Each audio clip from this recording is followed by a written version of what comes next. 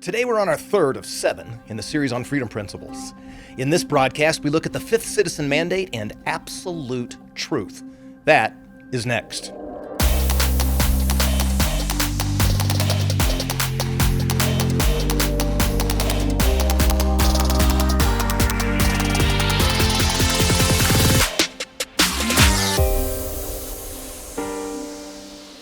Hey, welcome back to the Farah Show. I hope you're doing great.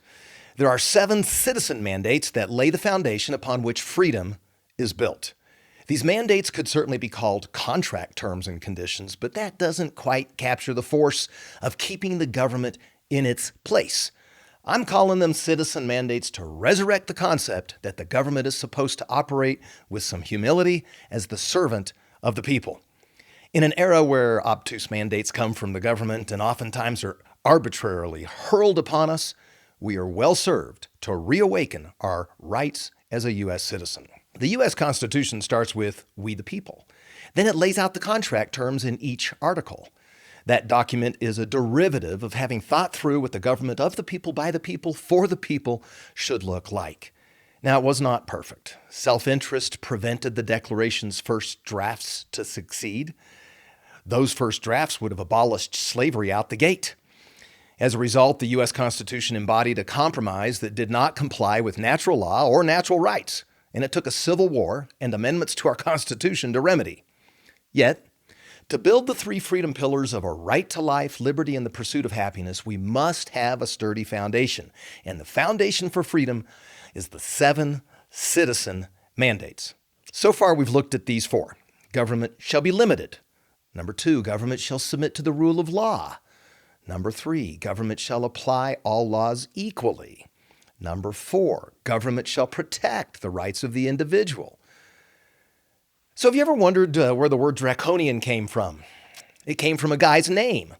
In 7 BC, ancient Greece was at a breaking point. Now to kind of get your frame of reference, this is way before Socrates. Athens had some really bad harvests and people were starving. The working class was so in debt it was about to start a civil war.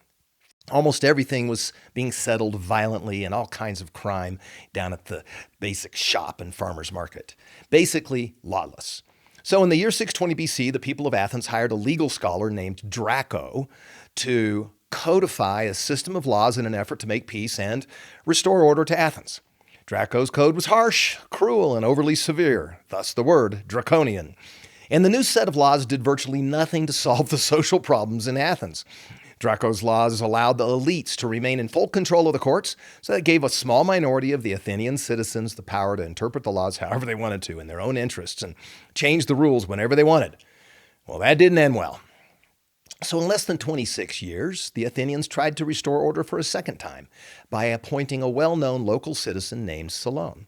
Now, Solon first declared full amnesty for anyone who had been jailed, enslaved, or suffered persecution under draconian rule. He then rewrote the law to make it apply equally to everyone, without distinction of wealth, class, or even political position. Athens flourished. When government treats people equally and obeys its own law, a city or a nation has a better shot at success. This can be proven empirically throughout history.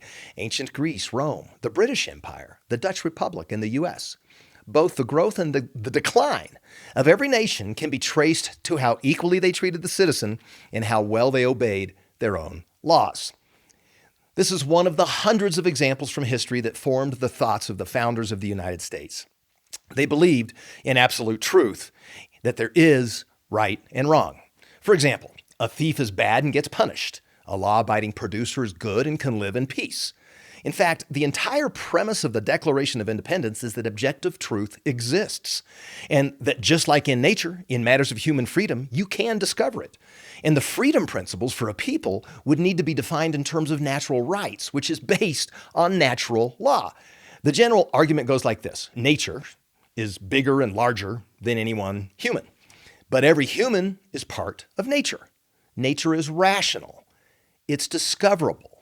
You can observe how animals mate, how leaves fall from their branches in the fall, and you can determine how nature works.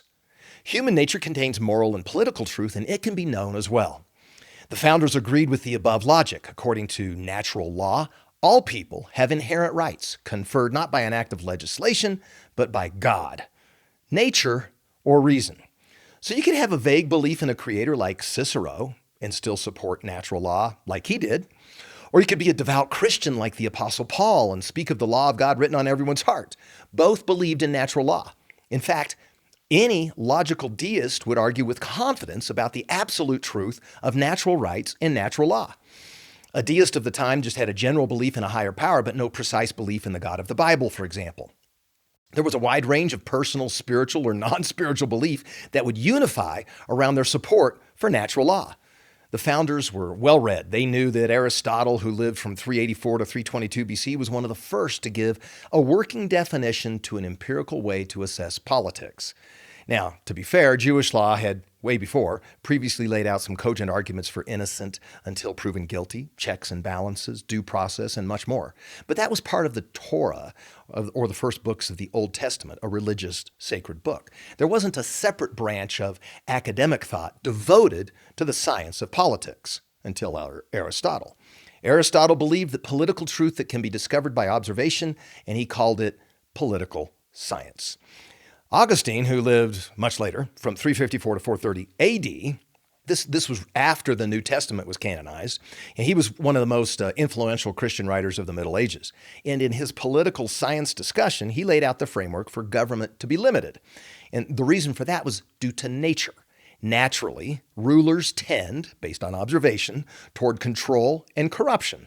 In other words, the nature of man when he is in power was rarely benevolent. His argument was really influential upon the founders of the U.S.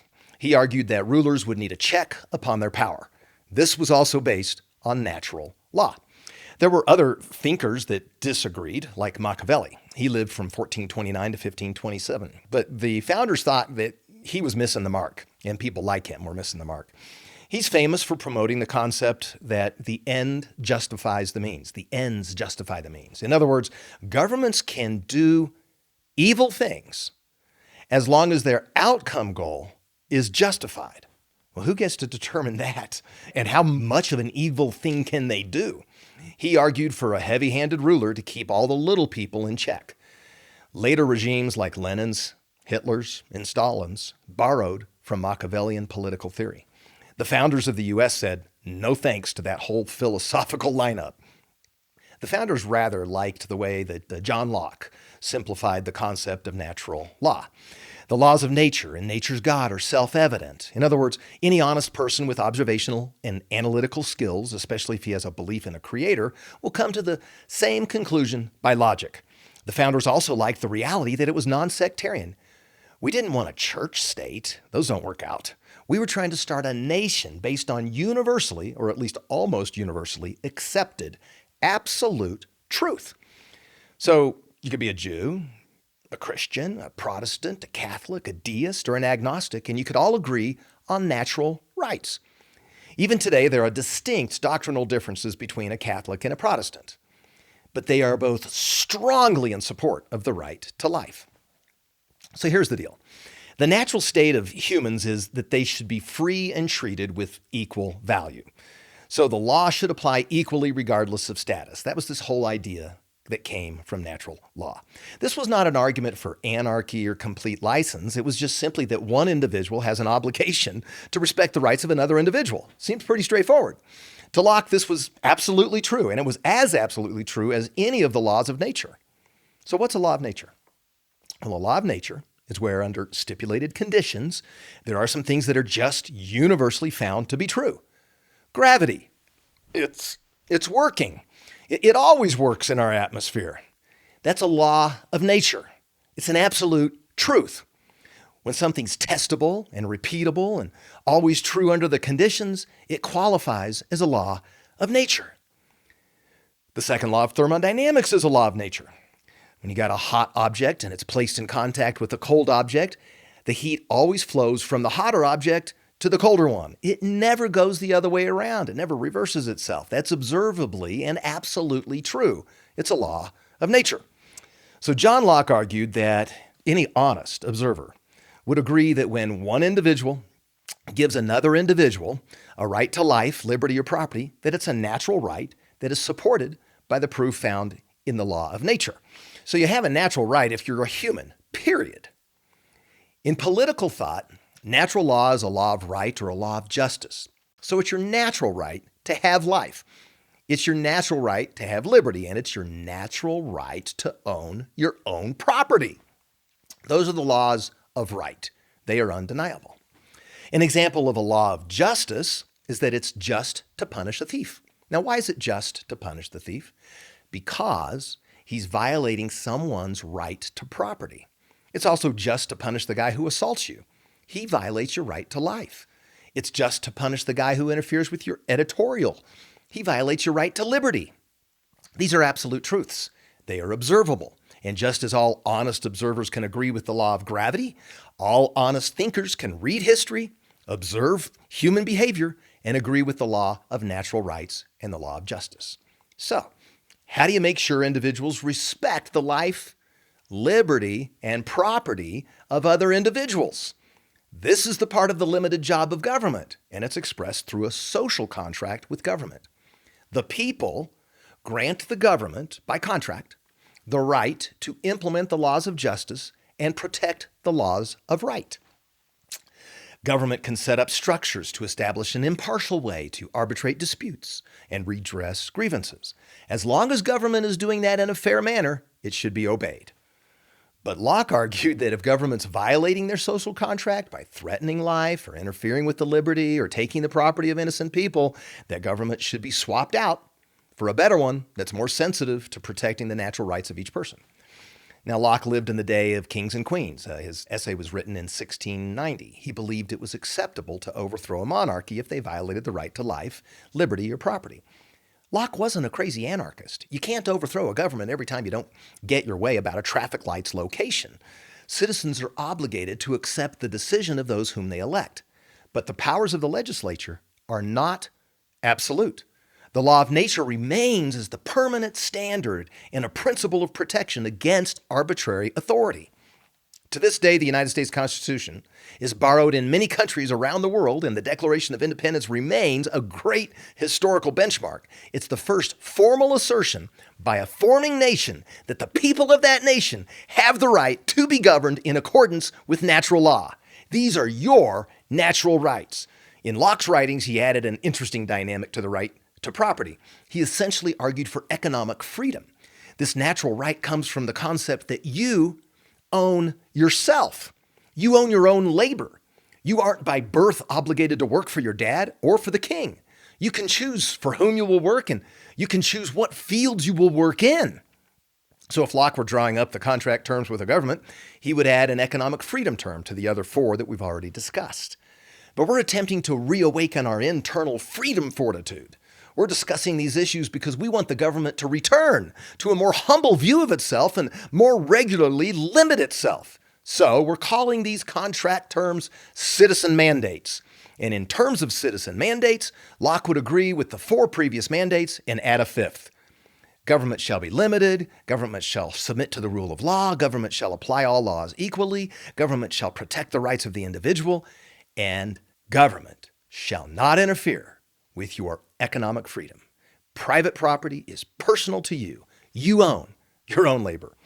That fifth mandate is a freedom economics lover's haven.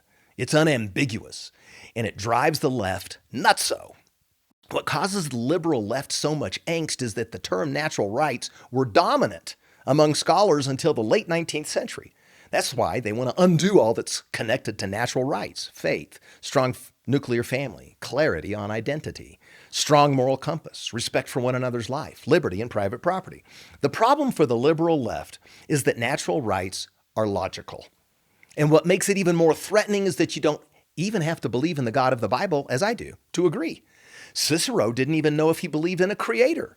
But the logic is even tighter if you do believe in a creator that creates all humans with equal value, regardless of origin, makes it indisputable that they would all have equal natural rights. And if you take the biblical view, it's even more powerful, created in the image of God, able to create and develop and produce. But way before the modern left pushed critical race theory and white fragility, there were scholars who hated the concept of natural law. They looked for alternative arguments. And it became academia's goal to debunk natural law in the late 19th and 20th centuries. So, what did these haters of natural law think about the right to life or the right to liberty or the right to property, which became the pursuit of happiness? Well, they said, and this is amazing, they said all those rights are not, and I quote, cognitively significant. Wow. So this came from the mostly German scholars. They were mostly atheists. Natural law was too supportive of a belief in a creator, and they wanted government large. They were Machiavellians, that the ends justified the means. Government would violate individual rights to accomplish their end game goal. And that's why today they will use any emergency to bypass rights. The scholars who hated natural rights have a huge distaste for any citizen mandate whereby the government is hired to serve the citizen. And the U.S. citizen mandate concept, where government is hired to protect the natural rights of individuals, threatens their power over people. Some of these scholars were Marxists, and to them the only rights the individual had was to the society at large. And maintaining society's rights for a Marxist required a powerful central government. Some of these people were called utilitarians. This is a utilitarian view of rights. It operates under the guise of giving everyone at a lower income level some of the basic rights of those at a higher income level, and it seems appealing when it's all dressed up.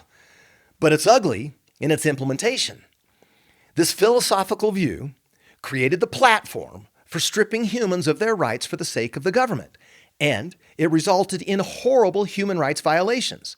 Even the left-of-center economist blames this utilitarian view and the Machiavellian ends justify the means philosophy of government for the atrocities of the Red Terror in Lenin's Russia, the Great Purge by Stalin, the 6 million exterminated in the Holocaust in Hitler's Nazi Germany, the tens of millions slaughtered in Mao's Cultural Revolution in China, the killing fields of the Cambodia genocide, the genocide in Bosnia, Herzegovina, Rwanda, and recently in Darfur.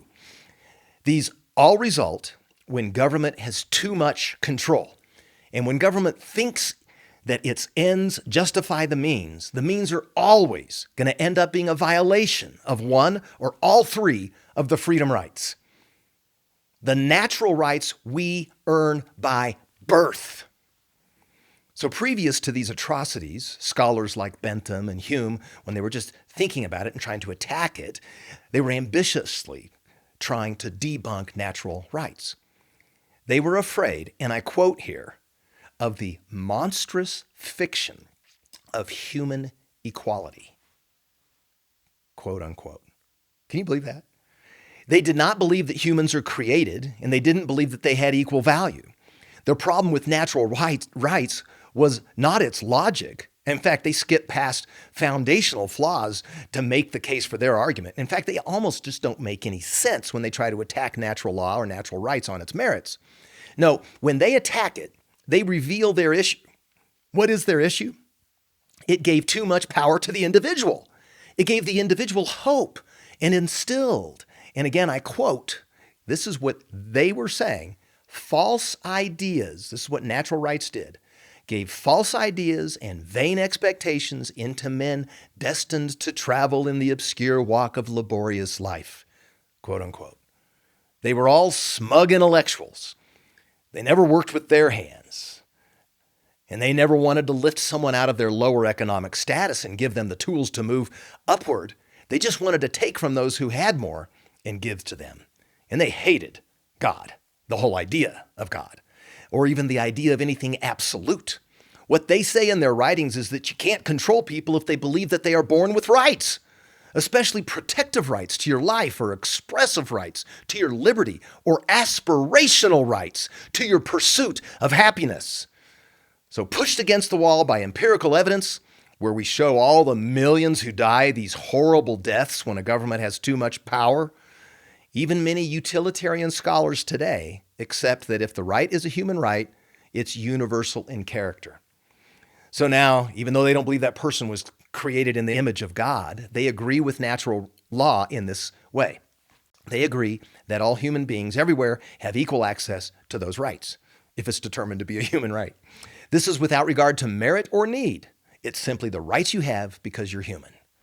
So next time you're in a discussion with someone spouting leftist leanings, you might ask them, which human beings are not fully human? And what makes us human? Natural law says that we're all equally human. Most believe, including all the U.S. founders, that we are equally human because we have the same creator. But even if you don't believe that, you can observe that humans are distinct from other animals. Humans have reason, free will. They're not just driven by instinct and appetite. We're capable of making choices according to reason, and we have a legit basis for being treated equally. In the 17th and 18th centuries, Bacon and Locke made the case that natural law was empirically true. You could prove it. The argument goes like this. Before there was ever a government, humans existed in a state of nature. And in the state of nature, every human wants other humans to treat him with respect, not harass or injure him, the right to life, not arbitrarily rule over him, the right to liberty, and not steal from him, the right to property. So government is given a social contract to protect these rights, but the rights themselves are wholly owned by the individual, and that's at conception. What makes this so compelling is it has no denominational dogma. The founders were working with undisputed rights. They were inalienable. They were absolutely true. Thomas Jefferson studied Locke and Montesquieu and Bacon. When he drafted the Declaration, he simply gave poetic eloquence to the ideas of natural law. And the foundation of natural law continued. In de Lafayette's Declaration of the Rights of Man and of the Citizen in 1789, he said that men are born and remain free and equal in rights, and that the aim of the political association is the preservation of the natural and imprescriptible rights of man. So natural law is true. And with natural law being proven by any honest observer, we have our fifth citizen mandate that comes from Locke. Government shall not interfere with your economic freedom. Private property is personal to you. You own your own labor. This mandate not only gets us 5/7 of the way through the foundation for the freedom pillars, it also links to the case for the third pillar of freedom. The natural right of private property was transformed to a bigger idea, the idea of the pursuit of happiness. It's a very aspirational pillar of freedom. We'll look at that in detail in our final on the series. It's unique on the earth, and it built the concept of the American dream. For now, we have established the case for natural law and natural rights. They are absolutely and observably true. You can empirically prove them, and you have the natural right to your own labor. Your citizen mandate is clear. Government, keep your hands off of my economic freedom. Next week, we're going to look at the Declaration of Independence and the final two citizen mandates that established the foundation for freedom rights. The three freedom pillars were not frivolously derived. To your freedom, God bless you. Hi, I'm David Farah. Thank you for listening to my dad's podcast, The Barry Farah Show, Culture Shift. Click subscribe now to be sure you don't miss an episode. Share this podcast with your friends on social media and give The Barry Farah Show your 5-star rating. See you next time.